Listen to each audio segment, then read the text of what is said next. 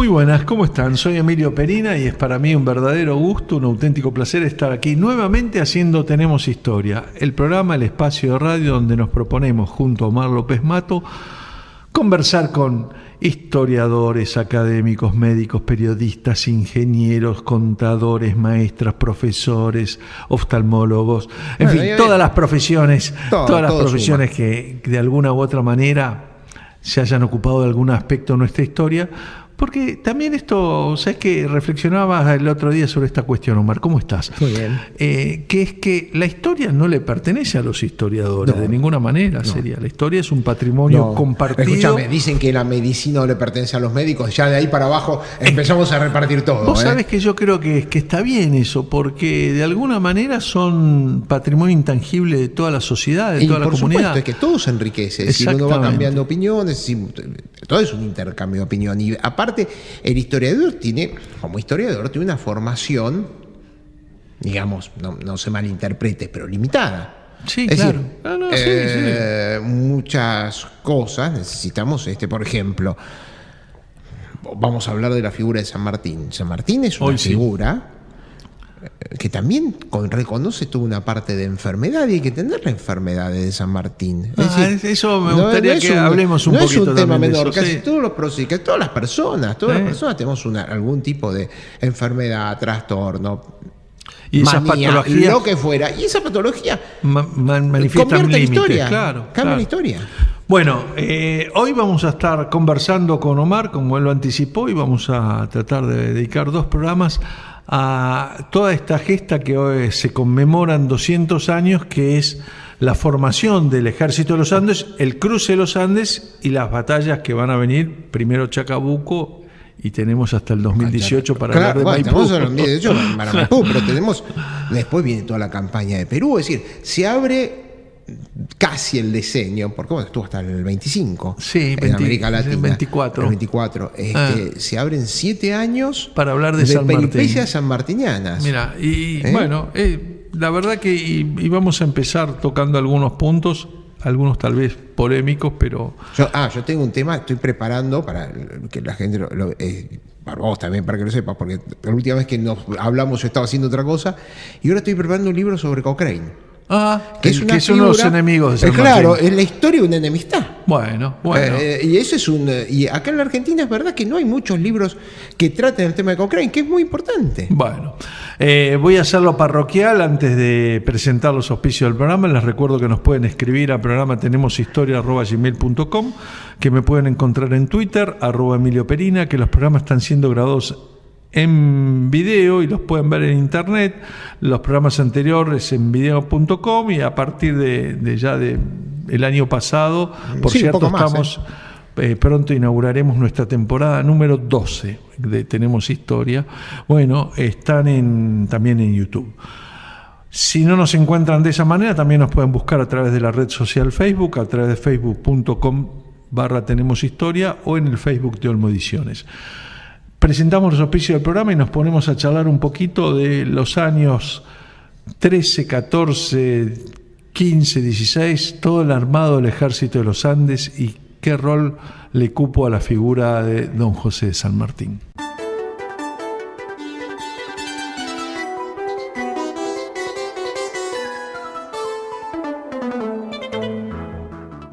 Bien, seguimos aquí en Tenemos Historia y yo hoy me traje el libro canónico, ¿no? La historia de San Martín por Bartolomé Mitre, que es la historia de San Martín y la emancipación americana. Podría haber traído también algún trabajo de Patricia Pasquali, una gran biógrafa. Pero sí, fue la última biografía de San Martín, completa. Sí. Y que además grabó el primero y el segundo año de Tenemos Historia. Sí. Lamentablemente programa desaparecida. Sí. Muy joven, 50 años, 51, pero bueno. Retomando el tema San Martín, y ahora que estuve releyendo Mitre y buscando cosas para el programa, vi que Mitre también adhiere a algo que creo que acá lo planteó García Belsunce cuando estuvo grabando con nosotros la última vez sobre Pueyrredón, que es esta idea de que tanto el Congreso de Tucumán como la gesta sanmartiniana, termina siendo el resultado de un acuerdo político difícil de tejer, difícil de obtener, entre San Martín, Belgrano, Pueyrredón y Güemes, que son las cuatro figuras sin el acuerdo de esas figuras. Yo te diría San Martín y Pueyrredón, es la historia. No, pero Belgrano interviene y Güemes después, bueno, pero no en el trato directo.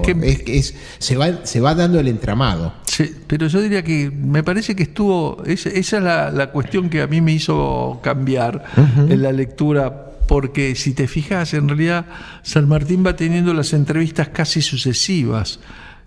Viene de estar con Belgrano y se va a ver a Pueyrredón.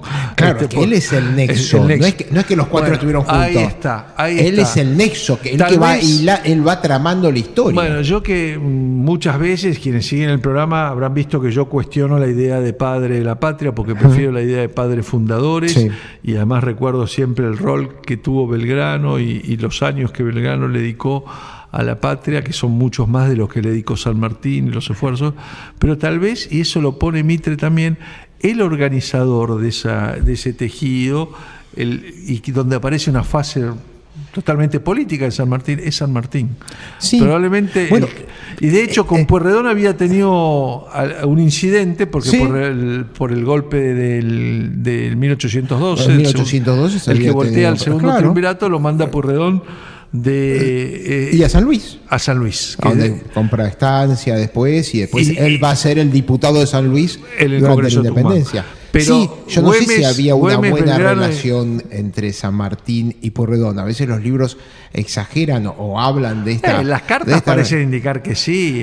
Las cartas, inclusive cuando también se queja de la plata, cómo lo están mangueando. Claro, y le dice, si me sigue pidiendo, hay nos va a llevar el detalle muy curioso. Vos sabés que cuando los dos estuvieron en el exilio y consiguieron en Francia, vivían a casi 2 cuadras de distancia. Se vieron muy pocas veces.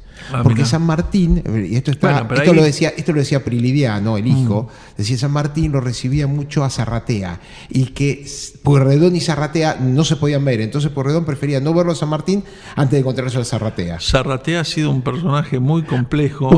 Complejo, y que generó mucha... Con un poder impresionante debajo, tramando las cosas. Terminó, aparte... Con ese tipo de cosas, empieza como un comerciante poderosísimo. Vos sabés que, leyendo una biografía de Zarratea, en un momento Zarratea, es decir, el comercio que manejaba, tiene una pérdida en un barco, como si dijésemos, de 25.000 o 30.000 libras esterlinas. Una fortuna, es como dijésemos, hoy perdiste, no sé, 30 millones de dólares. Y no mosquea a la familia, se rehacen y siguen siendo comerciantes. Es muy curioso lo poderoso que era Zarratea. Lo que uno puede ver es que Zarratea generó muchas grietas, para por decirlo supuesto, en términos modernos, sí. Con Artigas el primero. Con Artigas, con después, muchos caudillos. Y bueno, esto que contás, no era solo Pueyrredón el único que no lo podía ver. No. Pero volviendo, está claro para nosotros que el Congreso de Tucumán es posible por este entendimiento político entre Güemes, Belgrano, San Martín y Pueyrredón, que primero se manifiesta cuando lo convencen a Güemes de no ir a la guerra contra Rondó y arreglar lo que permite que el Congreso se pueda desarrollar en Tucumán. Después cuando le ofrecen a San Martín el Ejército del Norte, él de entrada va, pero con más intención de juntarse con Belgrano que hacerse cargo del ejército. Bueno, pero ahí viene la idea. San Martín, todos sabemos que cuando se va de España, se va un tiempo a Inglaterra y ahí tiene una conexión con Maitland, ¿no? Sí. Que es el que tenía el plan de invasión de América a través de 2 lados, a través del Río de la Plata y a través de Venezuela, para que confluyeran las 2 corrientes en Perú. Es muy sugestivo, es un plan británico que es el esbozo de lo que hacen en la primera invasión británica, la primera invasión inglesa, que realmente, es decir, se larga, porque Beresford estaba al tanto de ese plan. Es decir, era como que un proyecto del imperio, y Beresford se larga inconscientemente y le sale bien al principio. Ahora, San Martín es el reflejo de ese proyecto y sabe que yendo al norte no va a pasar nada y que realmente el apoyo lo va a tener por los ingleses yendo a través de Chile y al Pacífico. Yo creo que tal vez, siendo el organizador que era y el hombre práctico que era, y sobre todo lo que hoy llamarías un gran general de la logística, ¿no? San Martín se convence de todo eso cuando lo conoce a Güemes, cuando lo conoce a Belgrano, cuando los escucha. Y cuando va a ver el territorio. Exactamente, claro. viendo el territorio. Porque San Martín, pero él tenía la idea esa en la cabeza. Es probable que la tuviera, pero yo creo que el plan se termina de armar cuando él va a ver el territorio. El hecho es, para que los oyentes nos puedan seguir, y creo que ya tenemos que ir pensando en la primera pausa de hoy, es que San Martín, cuando le dan el ejército del norte, rápidamente le pide a Pueyrredón, cuando es nombrado, que lo corra al ejército del norte y le dé... Coincide con una crisis de salud que tiene. Coincide con una crisis de salud, que eso es otra cosa que algunos historiadores dicen lo mismo. Sí. ¿Pensó el plan durante la crisis de salud o ya lo tenía antes de la crisis de salud? Seguro lo tenía antes. De todas maneras, San Martín también... Y algunos hasta dicen que la crisis de la luz es fabricada, y no es así. Vos fíjate que él pensaba que se iba a morir. De hecho, le regala el sable que había usado en San Lorenzo a la Madrid. Sí. O sea que ya empieza a repartir sus pertenencias mundanas, pensando que abandona este Valle de Lágrimas. Aunque se alargue este primer bloque, voy a decir algo que alguna gente se va a enojar, pero uno entiende que la admiración de Perón por San Martín también viene porque era un maestro del engaño, San Martín. Le gustaba utilizar ardides como para descolocar a sus enemigos, fueran políticos o militares, y eso, uno de los que utilizó, por ejemplo, es cuando pide la baja en España, donde él tenía el grado de teniente coronel, sí. Explica que tiene que ir a recorrer y cuidar unos negocios que tiene en Lima. Nunca había tenido ningún negocio en Lima, pero él no quería irse generando un conflicto y quería tener una excusa fuerte para que se entendiera su baja. Y eso, que también es una cosa, vos sabés, muy curiosa, y capaz que no estamos entendiendo demasiado, pero a veces, ¿por qué uno de los hermanos de San Martín termina siendo general del ejército español y está enterrado en Filipinas? No, perdón, la mayoría de los hermanos todos fueron en España.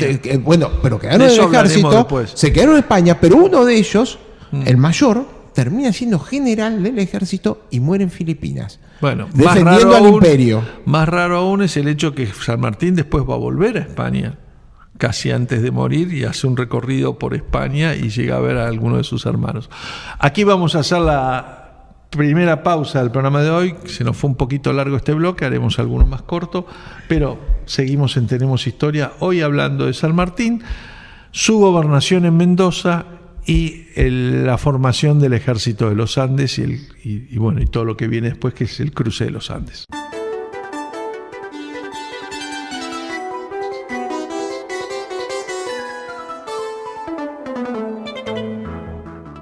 Seguimos en Tenemos Historia y omitimos en el pasaje anterior, pero lo vamos a tocar en algún otro momento, todo el pasaje de San Martín de España a Londres y con quienes viene en el barco en Londres y cómo se arma aquella logia, primero en Cádiz y después, y después de Sudamericanos, donde venía con Alvear, con quien va a tener esa redacción tan conflictiva. Zapiola, Holmberg y Chilaver. Claro, y Chilaver.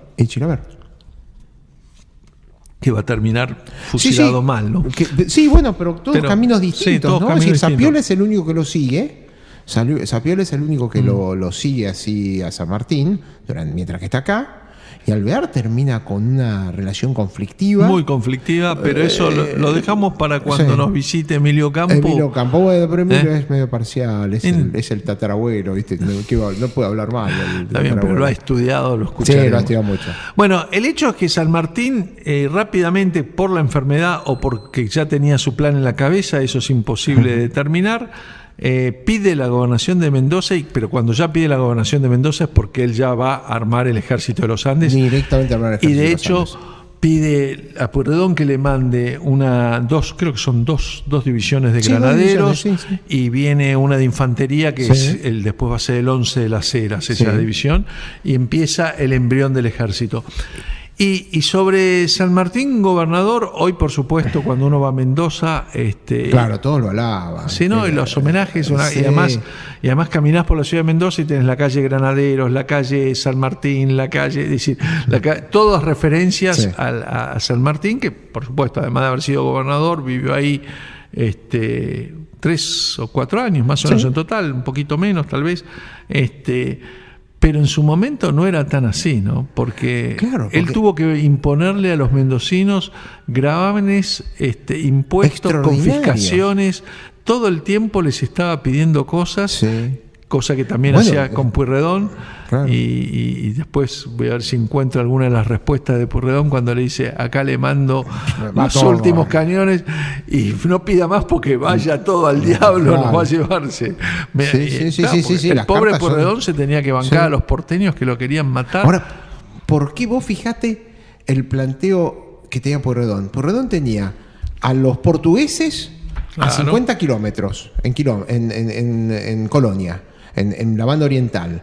Lo tenía Artigas pidiéndole de todo porque tenía que contener el avance de los portugueses.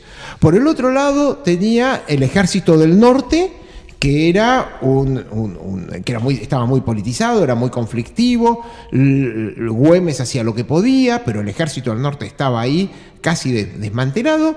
Y por el otro lado, a todas las cartas de San Martín, a regañadientes, pero le entrega las victorias. Es decir, evidentemente, ahí voy, es que debe haber habido un plan superior del cual Pueyrredón era partícipe. Porque esa inteligencia, ya te digo, tenía una situación caótica a pocos kilómetros de Buenos Aires. El artiguismo estaba efervescente, furioso, porque no lo estaba ayudando para pelear contra los portugueses. Estanislao López, Ramírez, toda la Mesopotamia alzada, el país dividido, porque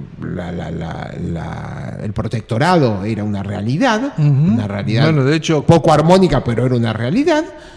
No asisten a la independencia, y sin embargo, cuando le van a pedir cosas, casi satisface más las necesidades de San Martín que las necesidades que tenía en ese momento Buenos Aires, con conflictos a pocos kilómetros de distancia. Bueno, a mí me parece que lo que selló ese acuerdo es la entrevista que referíamos antes, que San Martín tiene con Pueyrredón en Córdoba el 15 de julio. En realidad están 2 días juntos conversando y cerrando todo el plan. Que está obedeciendo a órdenes superiores. Había algún tipo de concordato previo o de acuerdo previo, porque si no, cuando ahora uno lo ve a distancia, sí, qué bien, qué visión ir para ese lado. Pero en ese momento, escúchame, cómo termina esto en 1820, con Ramírez y López atando los caballos a la pirámide de Mayo. Bueno, eso Pero esto empieza en 1816. Bueno, es que yo te diría, siguiendo tu planteo, lo que hay que decir es que la grieta existió desde el origen, desde 1810 o antes, y que no había en 1816 tantas voluntades para declarar la independencia si estos 4 hombres que mencioné no empujaban ni juntaban voto a voto, porque hay que ver cómo San Martín, por de pronto como él es designado gobernador en 1814, él tiene después a los diputados de San Luis, de Mendoza y de San Juan, ¿no? Es decir, y todos obedecen un poco a lo que el gobernador de Cuyo, que así se llamaba la gobernación en ese momento, le plantea. Y me parece que es un poco la fuerza de este pacto político. Por supuesto que detrás de este pacto político estaría la logia Lautaro y había otros intereses, pero Pueyrredón no integraba esa logia Lautaro al principio, o sea, se suma después. Y no tengo claro que la integrara Güemes, me parece que se suma después. Y aparecen muchos nombres que van a formar el ejército de San Martín, que algunos después van a tener trascendencia a lo largo de la historia y que se sumaron porque evidentemente, creo yo por lo menos, que San Martín además tenía mucho poder de convicción, o sea, era un político, además de general. Esto es lo que para mí es nuevo. Hay muchos personajes que van surgiendo, muchos franceses que vienen, que desplazados por hay mucho mano de obra. 1815 hay mucha mano de obra desocupada y perseguida políticamente, pero por ejemplo, no en el la 14, figura de Paroissien. Que a pesar de que el apellido era francés, en realidad era un hugonote, pero era inglés. como médico, cómo la influencia que tiene, cómo está en todo momento. Parrocín era representante de Carlota, de la reina Carlota lo pusieron preso por eso en 1812, porque representaba el carlotismo que estaba muriéndose y él era el último que venía a hablar de carlotismo. Pero es que eso es lo que a mí más me impresiona. Y él termina integrando el círculo rojo, le dirían hoy, el círculo íntimo alrededor de San Martín. Es que vuelvo a lo mismo, porque para mí lo interesante de mirar este momento de la historia es que en el fondo es igual que hoy, son políticos que van cambiando de bando, que se van convenciendo de que el carlotismo se queda sin posibilidades y los carlotistas buscan otro lugar, claro, donde trabajar, claro. Sí. La vereda del sol. Exactamente. Muchos fueron carlotistas durante algún periodo y después terminaron trabajando, inclusive algunos enfrentados después. Sí, ¿no? seguro. Y uno podría ver lo mismo en el caso de San Martín y Pueyrredón, una relación en la cual uno da un golpe de Estado que lo manda al exilio al otro y sin embargo después terminan trabajando juntos. Y como yo te diría que por lo menos mi sensación es con una buena amistad. Me parece que esto es importante. Y la contracara de esto, ¿no? Los mendocinos de 1814, 1815 y 1816 lo tenía San Martín casi por un déspota. Claro. No es la visión que tenemos hoy. Los exprimió. Eso te explica, claro, es que los exprimió. Pero sin embargo hay un hecho curioso, porque cuando Alvear asume el directorio, envía un reemplazante a San Martín y sin embargo lo rechazan. Sí, pero eso es antes de que... Estamos hablando del 15. Un poquito antes de que el Congreso lo nombre a Pueyrredón en el 16. Porque, claro, estamos hablando de Alvear. Cuando Alvear es director... Es que cuando el plan se pone en marcha es cuando más lo se... Porque la primera formación del Ejército de los Andes, inclusive las primeras baterías que San Martín manda a colocar, son casi defensivas para evitar la invasión del otro lado. Sí, seguro. Es lo primero que él se plantea. Sí, seguro. Inclusive por si iba mal la campaña, para tener cómo regresar. Por si la campaña no fracasaba o el cruce se complicaba, él planteaba tiras defensivas para evitar una invasión desde Chile. A medida que el ejército se engrosa, por ejemplo, una de las cosas que hay que recordar y conviene contar es que el ejército de San Martín tendría fácil un 40% de negros, porque San Martín amenaza con declarar la libertad de todos los negros y entonces de esa manera consigue que los propietarios que tenían plantaciones para uva y para otras cuestiones en Mendoza le dieran esclavos a cambio de... Eso fue pactado en vez de hacerlo... Amenazó con un decreto de necesidad de urgencia y en vez de funcionar el decreto se pactó. Seguro. Eso es importantísimo. Gran parte del ejército era negro. Gran parte del ejército era negro. No hay mucha iconografía...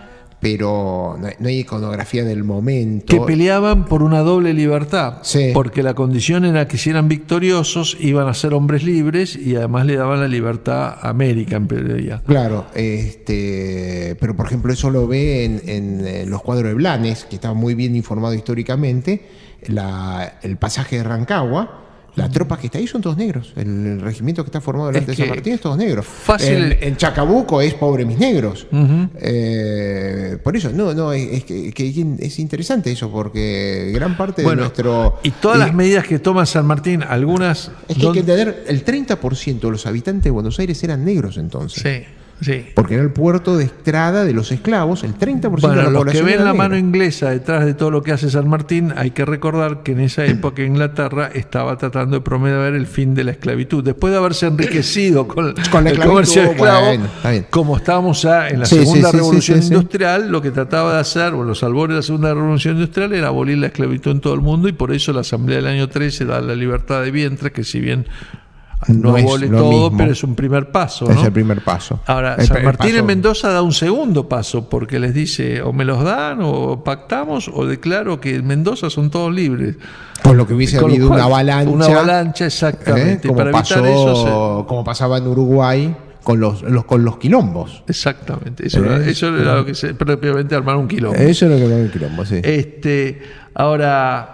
me gustaría en el próximo bloque, ya nos vamos al corte, a hablar de otras cosas que hizo, porque tuvo que fabricar todo, inclusive uniformes, y todo con una escasez de recursos tremenda, porque era muy poco lo que le podía mandar Buenos Aires, a pesar de los esfuerzos de Pueyrredón.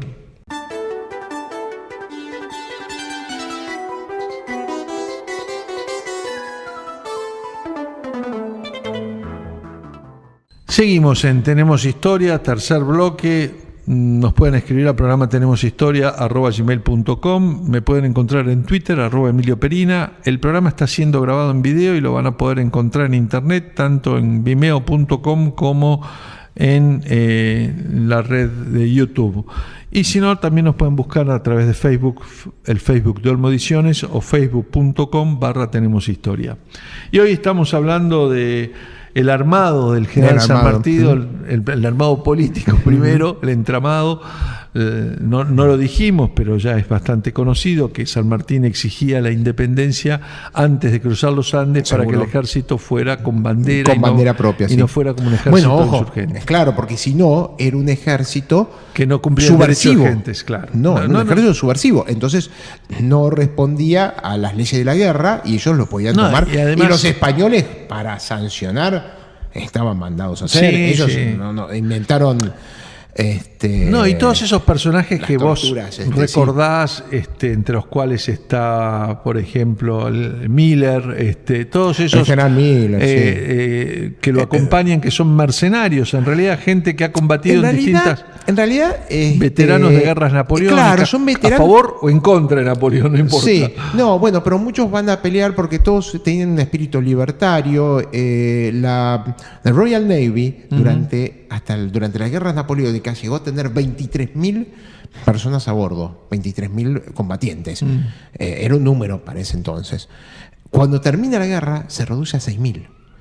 Claro. Tanto de marinos como de oficiales. Los oficiales estaban a medio paga o sin paga. Entonces, los tipos, lo único que... Muchos habían entrado a los 15 años de pantalones cortos a servir en un barco, y cuando se encuentran 10 años después de que, nene, te bajamos el sueldo, ¿de qué voy a trabajar?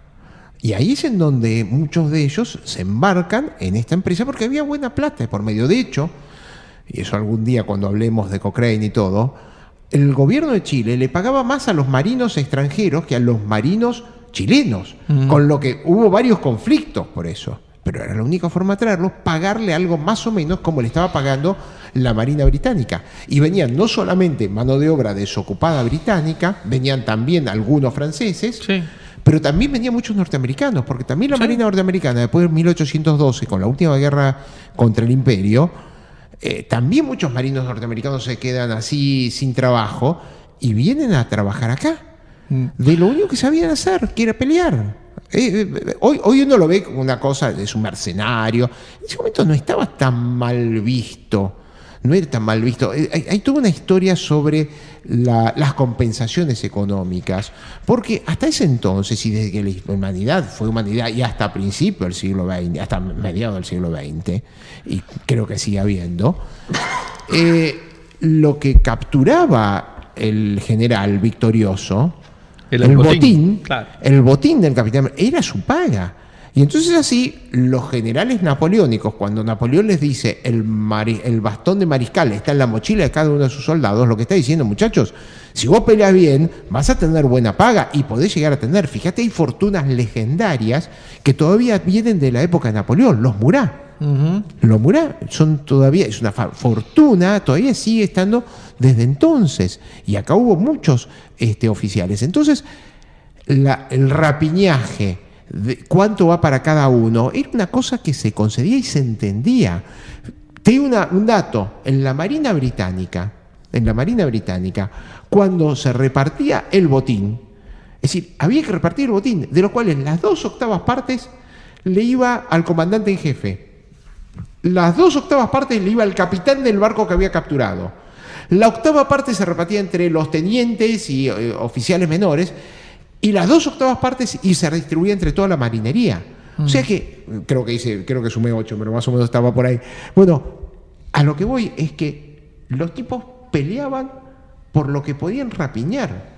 Eso era la Marina Británica peleando contra Napoleón. Bueno, y cuando van a Chile, Chile les promete lo mismo, pero la diferencia es, nos vamos a quedar el 50%, se va a quedar el Estado. Y ahí es en donde empiezan a aparecer problemas. Entonces, todo este tema de las pagas, qué es lo que se queda cada uno, que hoy no lo entendemos o nos cuesta entenderlo, que un oficial del ejército, el patriotismo, esto y lo otro, hoy nos cuesta entenderlo, pero en esa época era así, se peleaba en gran parte por lo que se repeñaba. Bueno, muchos soldados, si bien hubo una buena cantidad de levas forzosas o como dijimos, esclavos liberados o con la promesa de la libertad, muchos también iban porque la paga era mejor. La paga era mejor que trabajar como jornalero. Es como jornalero, exactamente. Y dice Mitre, San Martín proveyó la subsistencia de este ejército por medio de un sistema combinado de auxilios patrióticos, servicios gratuitos, sanciones e impuestos extraordinarios, contribuciones regulares y arbitrios de todo género. Claro. Esto es lo que hizo él como gobernador. Todas las guerras civiles en la Argentina, hasta 1860, es decir, toda la campaña de la Madrid, toda la campaña de Lavalle, se hace con que llego hasta el pueblo, a ver, traigan para acá la guita y seguimos peleando con esto. Claro, no es una cuestión. Algunos contribuían voluntariamente, no otros contribuían forzadamente y algunos le rapiñaban lo que podían. La otra cosa que destaca Mitre era la capacidad que tenía San Martín para descubrir personajes y de alguna manera a veces cambiarle la vida. Claro. Así eligió a José Antonio Álvarez de Condarco para fabricar pólvora. Lo que pasa es que él era ingeniero ya. Claro, era un tipo muy bien preparado. Ahora, y después el famoso el Vulcano de la Patria, Fray Luis Beltrán. De ese quería hablar. Mira, acá estoy esperando porque me encontré con que muchas de las visiones de Villiquen o de alguna película, inclusive alguna película reciente financiada por el Estado, te hace ver que él cuelga sus hábitos en medio de una batalla. Cuelga mucho antes. No. Ese es el fraile Aldao. Claro. El fraile Aldao es el que cuelga los hábitos en medio de una batalla. En una de las primeras escaramuzas ya del lado de Chile. Fray Luis Beltrán los cuelga en 1816 antes de entrar en campaña. Pero en realidad acepta un informe de teniente con 25 pesos por mes. Claro, pero él hasta ese entonces, generalmente cuando se van del país.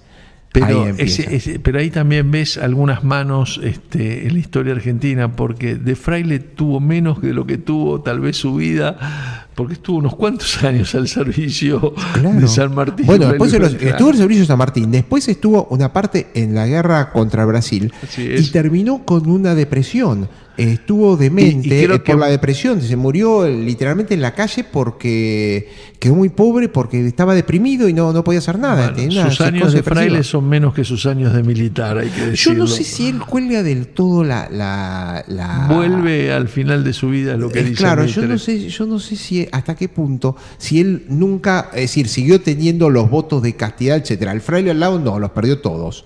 Y muy al final los recupera. No sé, Fray Luis Beltrán, no hay tantas historias desastrosas como las que tiene el fraile al lado. No, pero digo, siempre lo vendemos como fraile y ya no era fraile, era un ex fraile. Deberíamos decir el ex fraile al lado, perdón. No, el fraile decía, el fraile al lado le decían el fraile. Fray Luis Beltrán. Fray Luis Beltrán. Ex Fray Luis. Bueno, así va armando y así va juntando, y dice Mitre que estaba listo para enero de 1816 para cruzar, que había juntado más o menos una tropa de 4.000, entre 4 y 5.000 hombres. Ahí difieren los números. Bueno, lo que pasa es que él recibe el apoyo, están los auxiliares, están los negros. No, y los chilenos. Bueno, sí, pero eso los entrena. Eso no me quería olvidar antes de cerrar este bloque, que donde mejor lo leí es en ese libro que tanto recomiendo de Daniel Rabinovich, Ser soldado en las guerras de las independencias, donde encuentra cómo era un día en el campamento del Plumerillo, ¿no? Levantarte a las 5 de la mañana, 4 horas de marcha, 4 horas de práctica de voces, 4 horas más de marcha y las comidas, digamos. La verdad que trabajaban entre 8 y 10 horas por día, y que San Martín hizo un enorme esfuerzo en profesionalizar las voces de mando, las instrucciones, pero sobre todo marcha, esa marcha y el responder a las instrucciones. El responder a las órdenes, el clarín. Y aparte, bueno, también es muy curioso. Eso también habla los horarios, porque claro, vos te llama la atención, pero realmente. No, por el calor. Por el calor, claro. Entonces paraban como a las 4 o 5 de la mañana, ejemplo, paraban al mediodía. Y vos sabés que hay algunas campañas en donde, si de acuerdo a la luna, si era luna llena, marchaban de noche durante el verano. La campaña de 1874 de Mitre, que la seguí muy de cerca, se iban a acostar a las 7, 8 y a las 2 de la mañana se levantaba el ejército porque había luna llena y a las 2 de la mañana era más fresco marchar que a las 4 de la tarde. Bueno, la tarea de San Martín, porque en realidad profesionales y soldados experimentados, ese ejército yo creo que no llegaría a 600, 700, después habría que sumar. Sí. Pero el resto fue convertir en soldados a esclavos, a artesanos, a campesinos y de alguna u otra manera eso también forma parte de su gloria. Claro, recibe casi 1000 y pico de chilenos.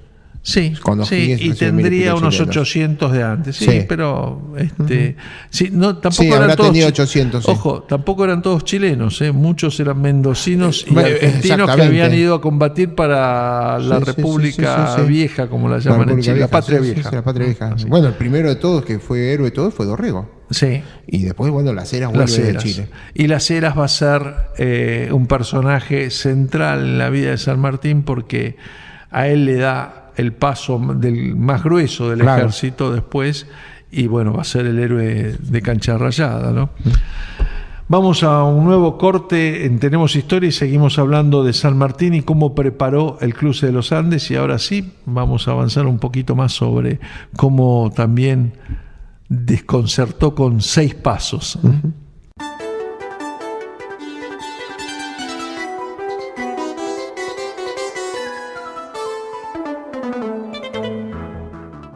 Seguimos en Tenemos Historia hablando de San Martín en la preparación del cruce de los Andes y acá, antes de retomar por dónde íbamos, encuentro otra narración que hace Mitre, que por cierto es muy ameno de leer. Mitre destaca todo el tiempo cómo San Martín iba encontrando gente a la cual conocía, se ponía a conversar y le descubría virtudes y los captaba, ¿no? Entonces dice que fue a ver en los alrededores de Mendoza una taberna donde había un emigrado chileno llamado José Ignacio Centeno, a quien sus compatriotas llamaban el filósofo. Bueno, ese San Martín visitó ese ministro de Marina de Chile. Sí, después, pero fíjate que lo visitó en su humilde establecimiento, se puso a conversar, a tomar unos vinitos o unos mates, andá a saber. Y ahí se dio cuenta de lo que significaba ese hombre y lo nombró secretario del ejército. O sea, lo sacó de tabernero a secretario del ejército y lo acompañó en toda la campaña. Y después va a ser una campaña. El ministro de Marina es uno de los que contrata a Cochrane. Exactamente. Después va a ser campaña en Chile. Pero en realidad Álvarez Condarco es el que lo contrata a Cochrane. Álvarez Condarco lo mandan a Inglaterra a negociar barcos y armas. Exactamente. Bueno, después me parece que nos habíamos quedado, finalmente llegaron a juntar 3.000 caballos, 7.000 mulas, algo así como 5.000 entre auxiliares y soldados, 5.000 soldados. Sí, eran 1.000 y pico auxiliares. Y arrieros, tipos que guiaban el camino, ¿no? ¿Y qué escribía San Martín a sus amigos por aquellos años? Una frase que a mí me impactó mucho y la usé el otro día en un artículo en Clarín. Lo que no me deja dormir es no la oposición que pueden hacerme los enemigos, sino atravesar esos inmensos montes.